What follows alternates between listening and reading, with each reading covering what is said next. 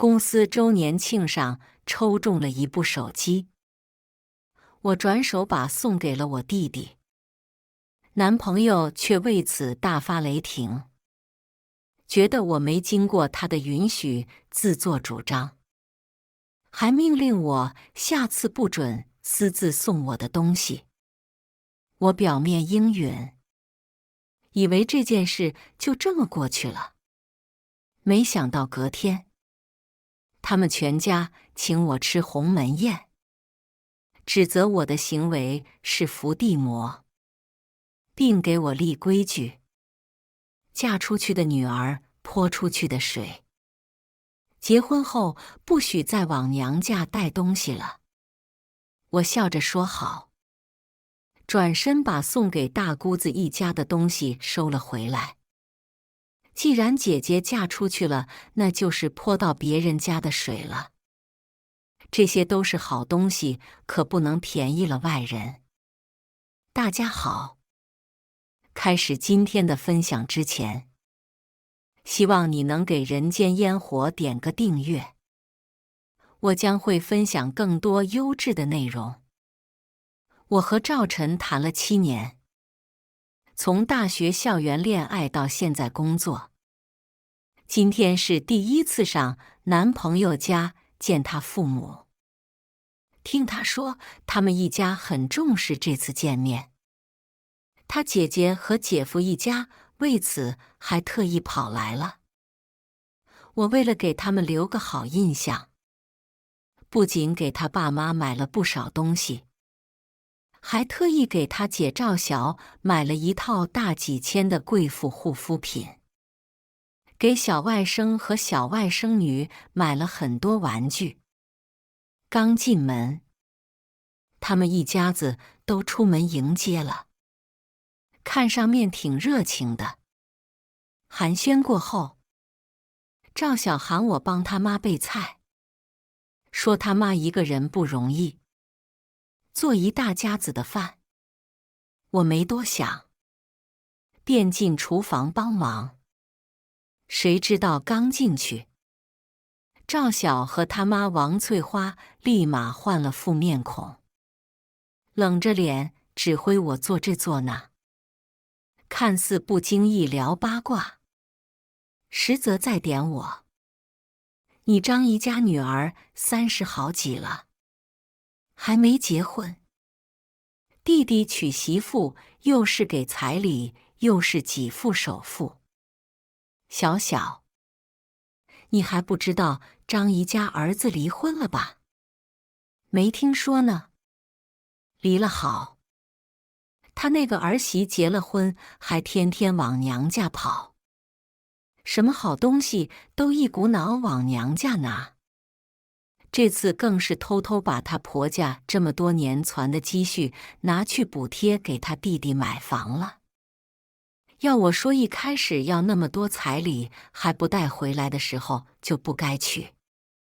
我一同事也是，30好几了还没结婚呢。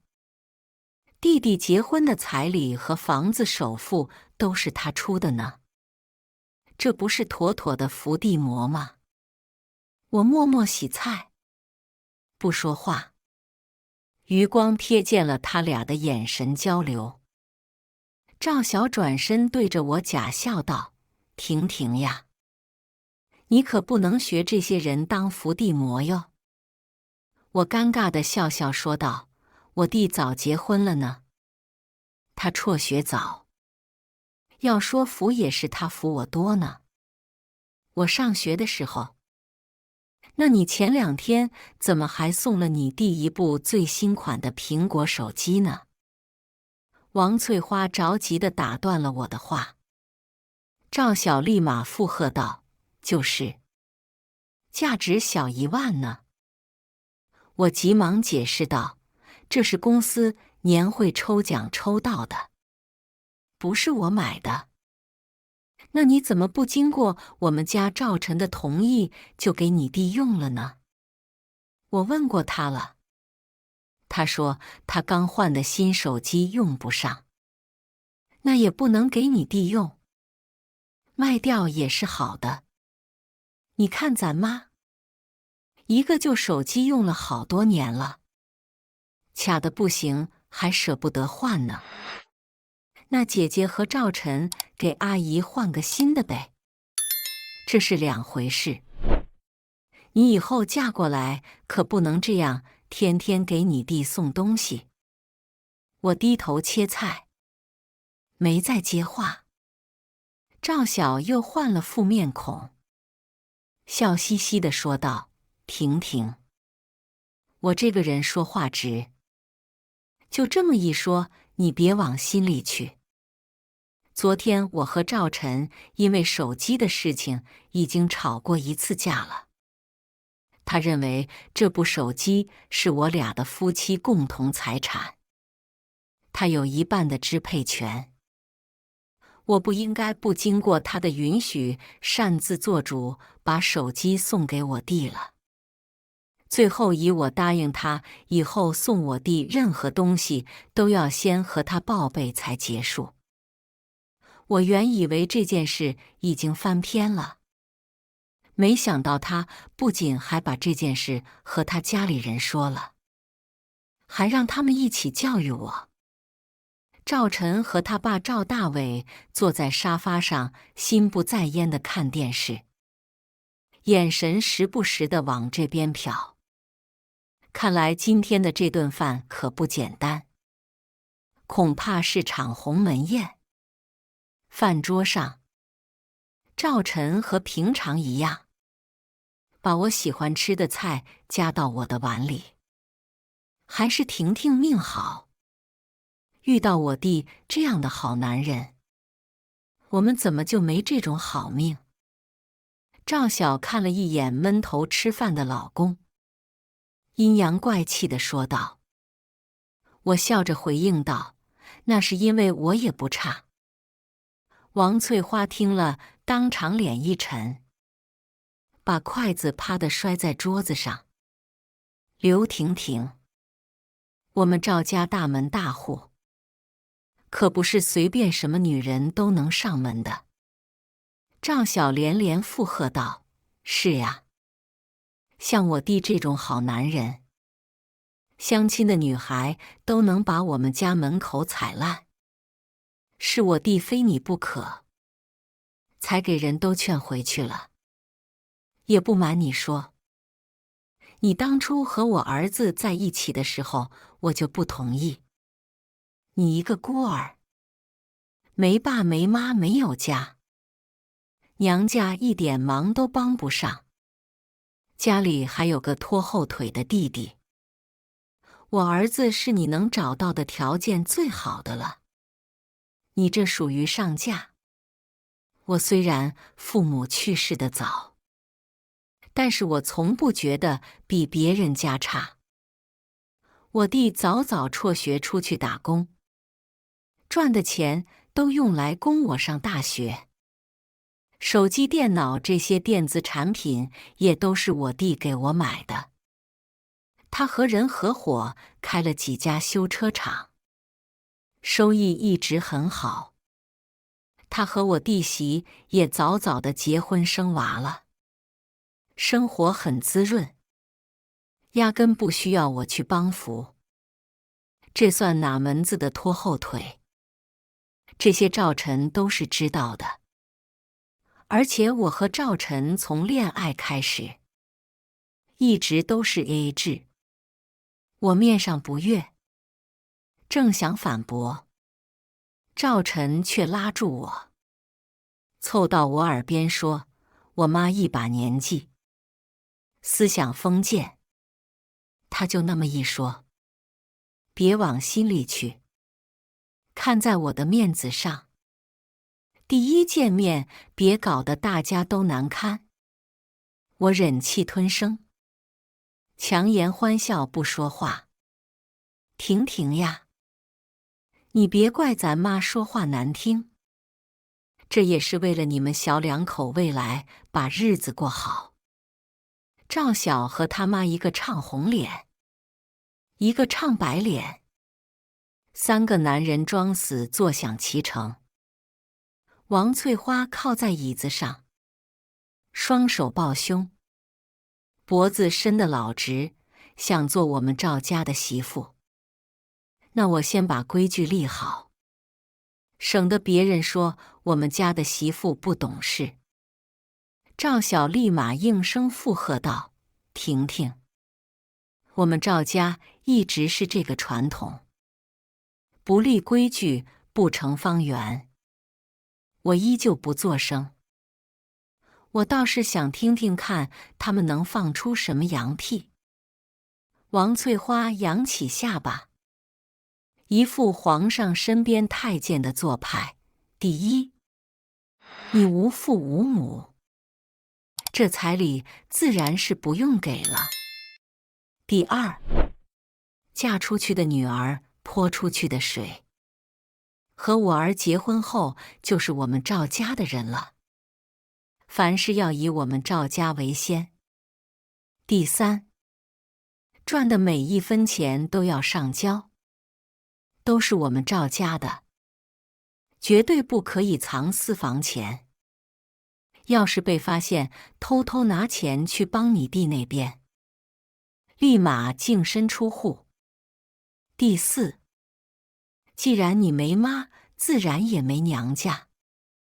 结婚后要和你弟那边彻底断联才行。人在极度生气的情况的下会不自觉地发笑。比如说现在，我不怒反笑地看向赵晨，你觉得呢？赵晨不说话，只是不停地往我碗里夹菜。赵晓见状，立马帮腔道：“婷婷呀，我弟这个人单纯脸皮薄，有些话他不好意思说，我这个姐姐替他说了。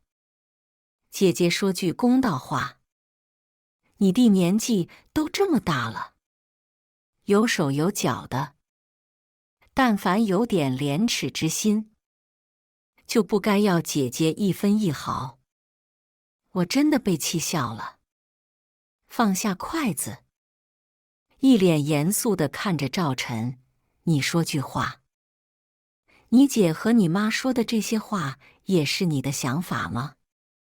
他被我问得有些不耐烦了，他们又没说错什么。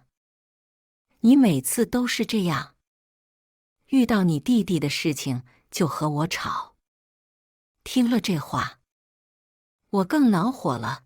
我父母去世早，我和我弟从小相依为命，我弟对我好，我对我弟也好，我俩是双向的，有什么不对吗？他低头嚷嚷道：“我妈和我姐说的对，你这就是伏地魔。”看到我俩吵起来了，赵晓又来装好人了。好了，大家都少说两句。看来今天这顿饭我是无福享受了。既然如此，那大家都别吃了。我微微一笑，我觉得阿姨说的对，嫁出去的女儿就是泼出去的水。赵晓面露喜色，王翠花很是得意，头昂得更高了。我笑着对赵晓说道：“所以，姐姐你一个嫁出去的女儿，就是别人家的了，怎么还手伸这么长管娘家的事？伸手不打笑脸人。”他们被我的话噎到，一时忘记了反驳。我起身把送给赵小孩子的玩具都拿了回来。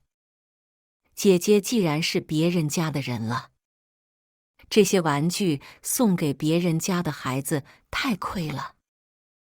我现在就拿回去给弟小孩。我又顺手把送给他的护肤品收了回来。这护肤品也不能给外人用了。我弟媳现在嫁到我们刘家，就是我们刘家人了，还是拿给我弟媳用吧。趁他们没反应过来，我又把送给赵晨爸妈的东西拿上了。至于送给叔叔阿姨的东西，我也一并拿回去了。毕竟我现在还没嫁过来，是个外姓人，钱都要留给未来的婆家花。等我和赵晨结婚了，钱都给你们，你们想买什么买什么。我拎上大包小包的东西，出门离开。这顿家宴，我一个外人无福消受了。刘婷婷，你给我站住！你要是敢走，我俩就分手。哦豁！我还差点忘了这个抠搜妈宝男。那太好了，我正愁找不到分手的理由。我逃一般的跑出了门，火速拦下出租车走了，生怕被他们追上了。一路上，他给我打了无数个电话，我都没接，发的消息也全是指责，说我不懂事，还威胁我，要是再不回去的话，就真的和我分手了。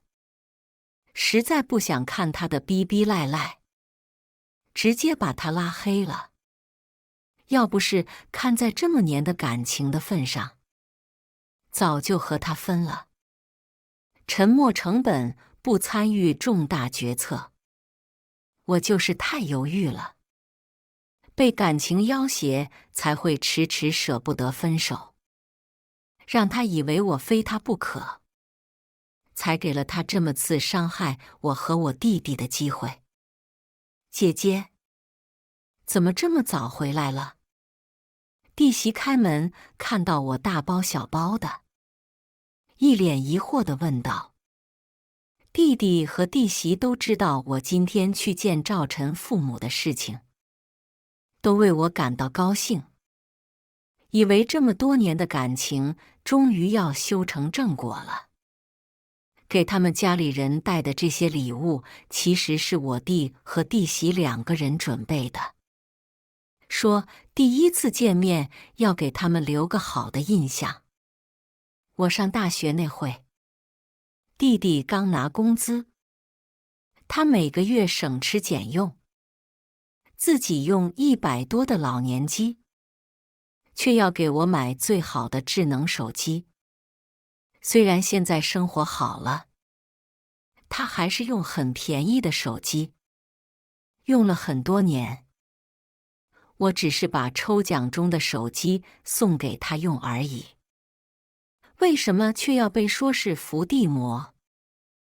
我真的很伤心，很气愤。为什么我弟弟这么好，他们却还要在背后蛐蛐他？我和他分手了。我强壮镇定地和弟媳说道：早上出门不还好好的吗？没什么。他们家看不上我。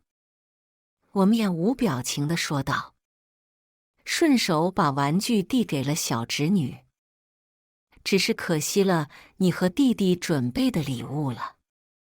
这套护肤品也不便宜，你用吧。我把东西给弟媳后，回房间去了。我弟赚钱后买了一个大平层，还专门给我留了一个房间。弟媳是独生女，她的父母也都通情达理，知道我和我弟从小相依为命，自然都是理解的。但是我知道我弟和我弟媳小2口也需要自己的空间，所以一般我都是住在我自己买的房子里。节假日和周末才会回来短住一下。可能是弟媳和弟弟说了我分手的事。弟弟刘轩火速从修车厂回来了。我不想他知道分手的理由，让他担心。只是说我和赵晨3观不合，在婚姻观点上有很大的分歧，所以分手了。弟弟怕我伤心，也不好多问。第二天上班，果不其然看到了赵晨黑着脸走进我的办公室。我当时真的是脑子有泡，才会放弃了国企6险2金的工作，选择和他来了这个私企。如今算是自作自受，分手了也要抬头不见低头见。不过好在我在公司的这几年潜心工作，积极上进，爬到了管理层，而他不求上进，原地踏步。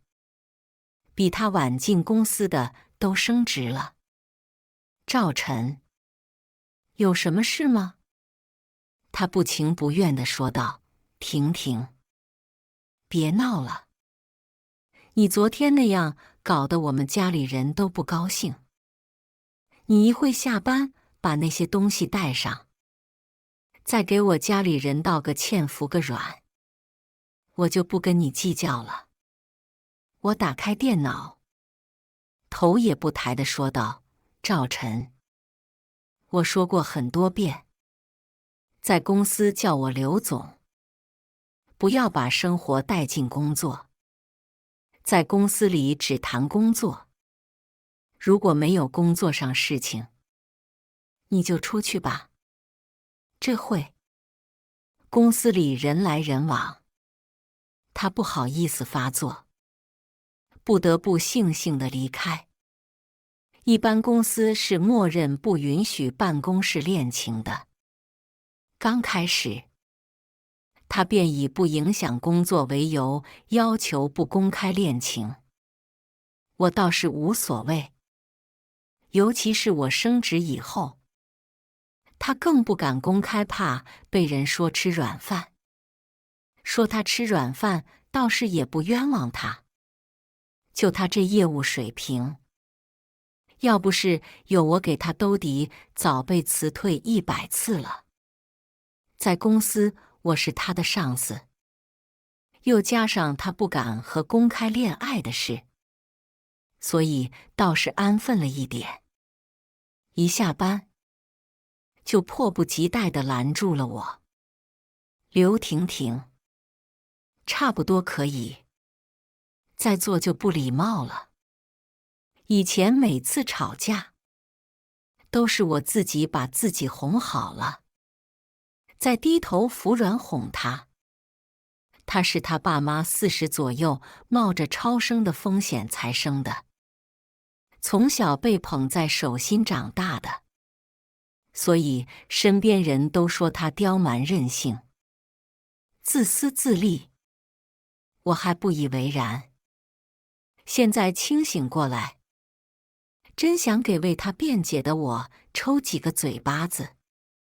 赵晨，我没记错的话，我们已经分手了吧？他一脸不可置信的表情看着我，转而破口大骂：“刘婷婷，你一个人没爹没妈，还有个拖油瓶弟弟的女人，除了我谁还会要你？果然，最爱的人知道如何伤你最深。以前每次说到我是孤儿，他总是一副心疼的样子抱住我，说以后他的爸妈也是我的爸妈，他的爸妈会把我当女儿一样疼爱。我内心深处的痛楚，如今被他当成一把把利刃插向我自己。他的这些话算是彻底把我敲醒了。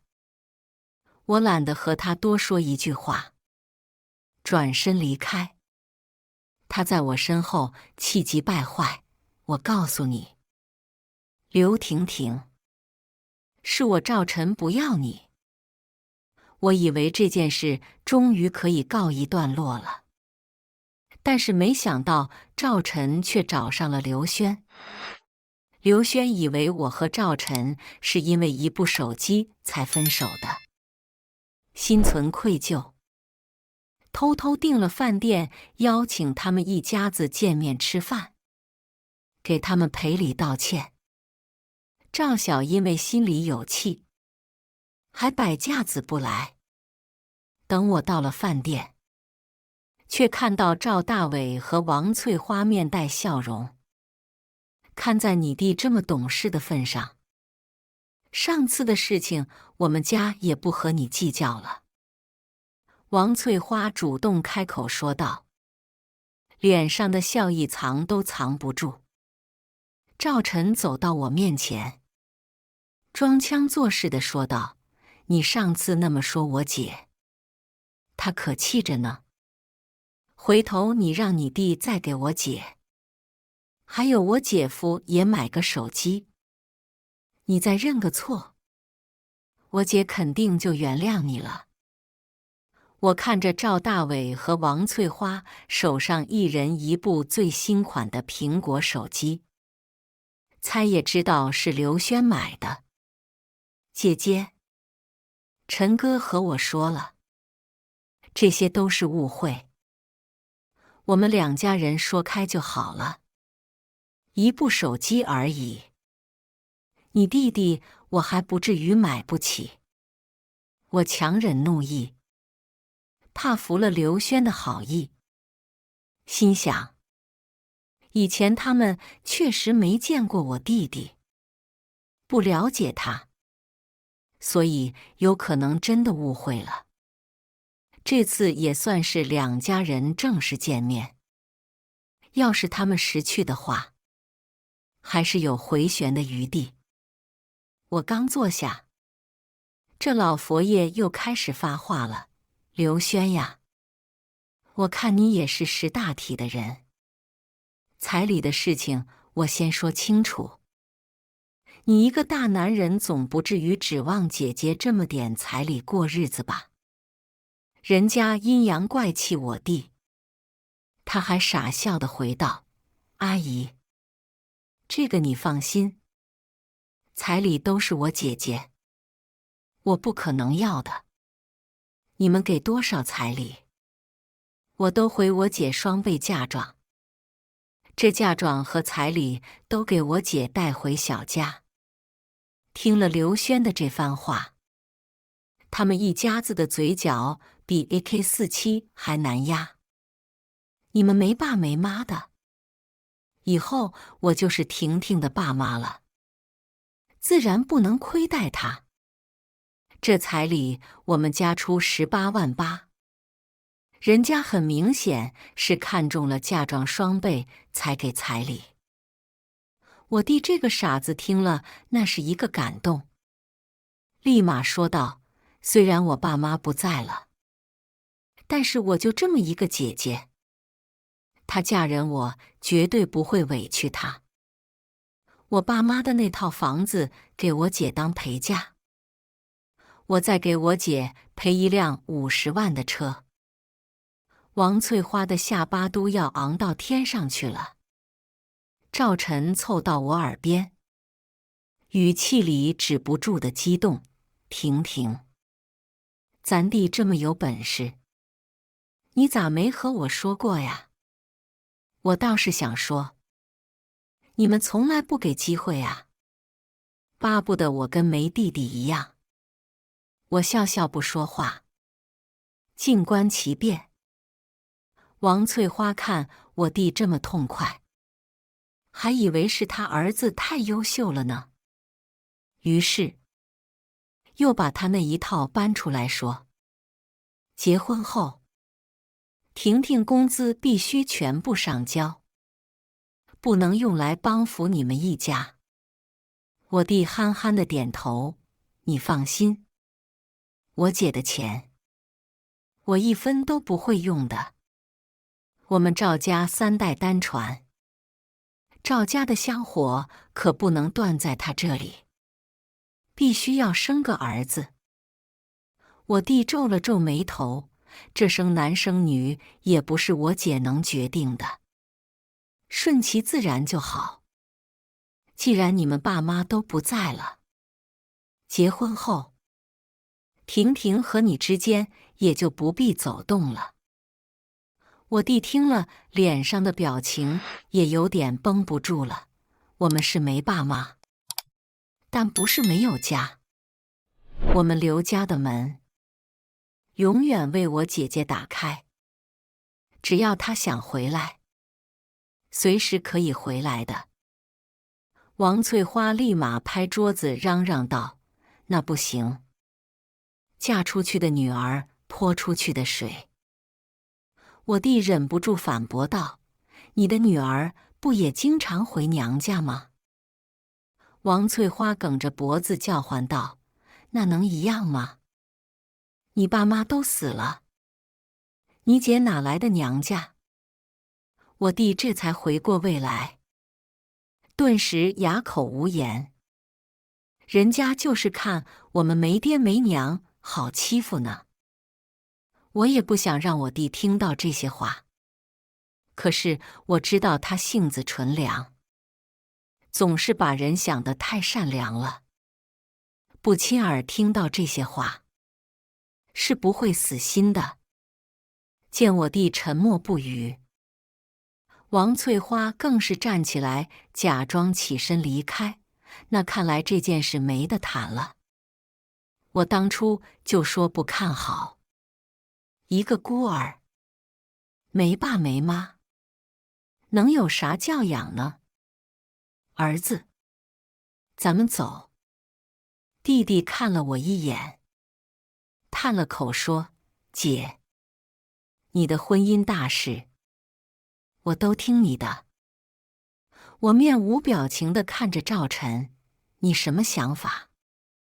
他眼神躲闪：“都听我爸妈的吧。”行，那你听你爸妈的，找个有爸有妈有教养的吧。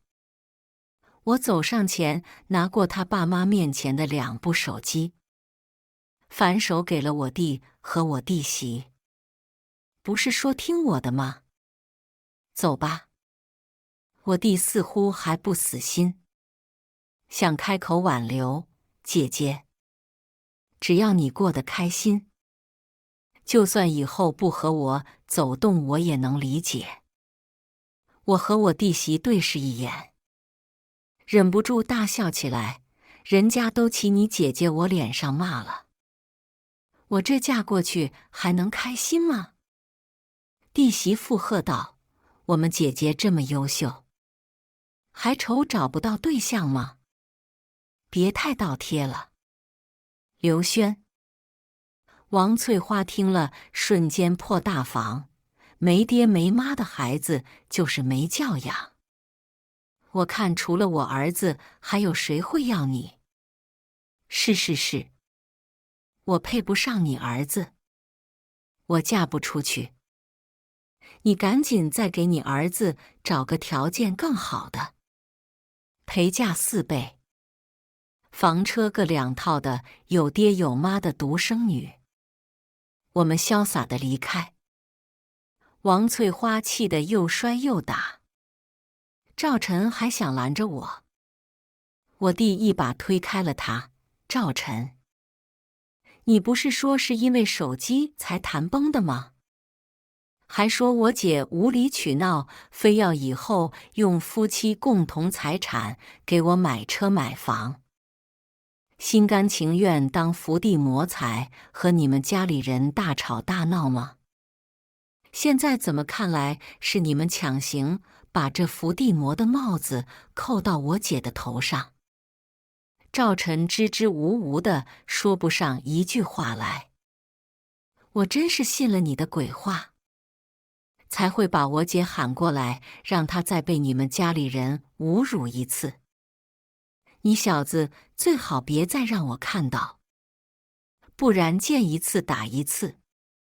出来后，我弟立马和我道歉，说不该信了赵晨的鬼话，把我骗过来。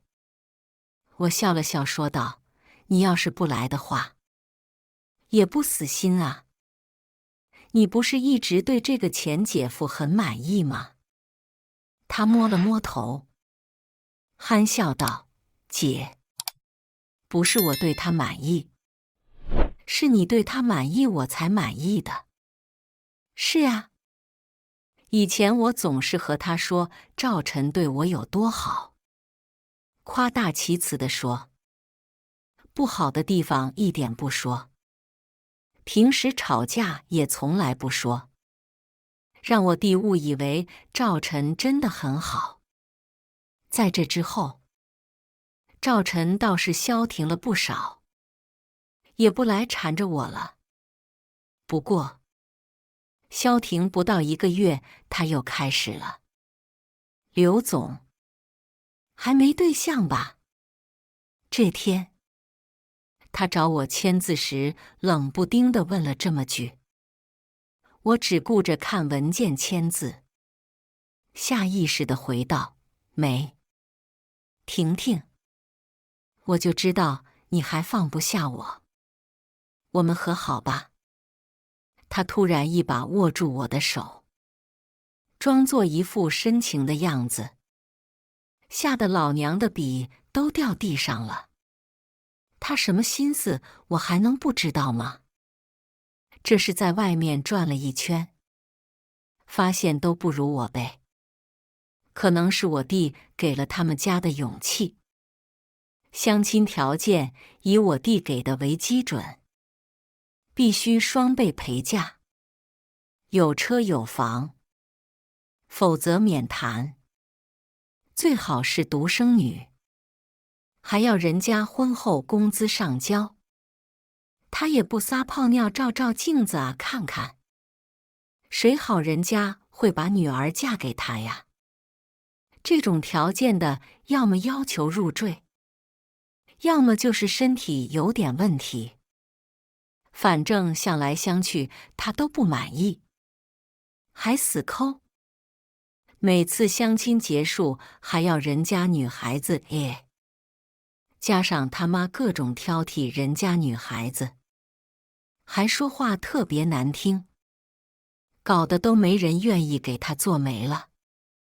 他现在是找不到更好的了，也找不到比之前的我更傻的了。我迅速抽开手，少发癫了，别不好意思了。这么久你肯定也想我了吧？他又想上来抱住我，我直接把水杯里的水泼他脸上。赵晨，你给我清醒一点。他用手胡乱擦了一把脸上的水，瞪着我说道：你装什么纯洁呀？被我睡过的二手货。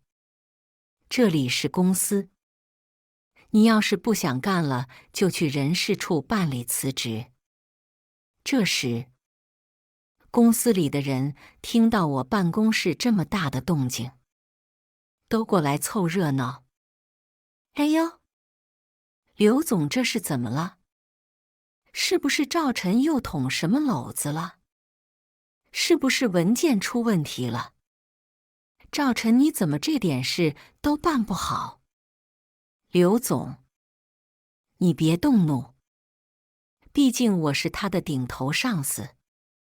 他只能忍气吞声地捡起地上的笔，对我谄媚地说道：刘总，你先签字。我签完字，他立马拿着文件走了。临走之前，他的眼里满是无能狂怒，仿佛在说：你给我等着。真是好笑。下位者给上位者使绊子，那犹如蚂蚁绊大象。我可好好等着呢。你们听说了？刘总是个伏地魔呢，好像有了谈了7年的男朋友，都到谈婚论嫁了这一步，最后受不了分了。谁愿意找伏地魔呀？拉着一家子被吸血。这个刘总还是孤儿呢，无父无母的，家里没点人脉还能爬到这个位置，不简单呀。我上次见他和许总走得可近了，那看来是先爬上了许总的床。再爬上了这个位置呢。一群人在茶水间说得有声有色的，跟真的一样。我本想推门而进给他们一个惊喜，却发现身边的人先推开了门。是徐总。刘总什么时候爬上我的床的？我怎么不知道呢？吓得这些人杯子碎了一地，脸色难看极了。我们都是听说的。听说的。给你一个机会，你要是能提供刘总上我床的证据，刘总这个位置我让你坐。你要是给不出来，现在就给我离职滚蛋。这个女生吓得都要跪下了。徐总，我都是听赵晨说的，我哪里有证据呀？行，你们去把赵晨喊到我的办公室来。刚刚嚼舌根的这个月的绩效都没了。说了多少遍，不要把生活带到公司里来。他又看了我一眼，你跟我来一趟办公室，和赵晨对峙一下。赵晨一进来，直接下跪。徐总，我错了，我不该听信这个女人的鬼话。不瞒你说，我其实就是刘婷婷那个谈了7年的男朋友。他天天和我说，他对你有意思，他和你关系不简单，才爬上现在这个位置的。徐总疑惑地看向我，我冷笑道：“你信他说的，还不如信我是秦始皇。”徐总被我逗笑了。赵晨却恶狠狠地说道：“徐总，他就是一个孤儿，爱撒谎，喜欢胡说八道，一个没爸没妈的野种，还是个伏地魔。他三观不正，心理扭曲。”徐总脸一沉：“没爸没妈又怎么了？你有爸有妈，还不是谎话连篇？你现在就去人事处领工资和补偿金。你被辞退了。”赵晨哐哐哐地磕起了头了，却被徐总无情地赶出去。我刚想和徐总道谢，他却主动开口：“我也是孤儿，但是我从不觉得比那些有爸妈的人少什么。我爷爷奶奶、外公外婆们都很爱我，还把我养得这么优秀。你应该也一样吧？你弟弟肯定很爱你。”我笑着点了点头。